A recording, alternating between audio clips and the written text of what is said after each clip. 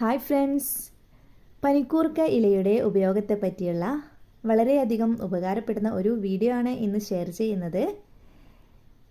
എന്നാൽ നമുക്ക് വീഡിയോയിലേക്ക് പോവാം.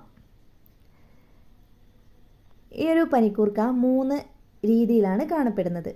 പക്ഷേ ഏറ്റവും സുലഭമായി കാണാറുള്ളത് ഈ ഒരു ടൈപ്പിലുള്ളത് തന്നെയാണ്.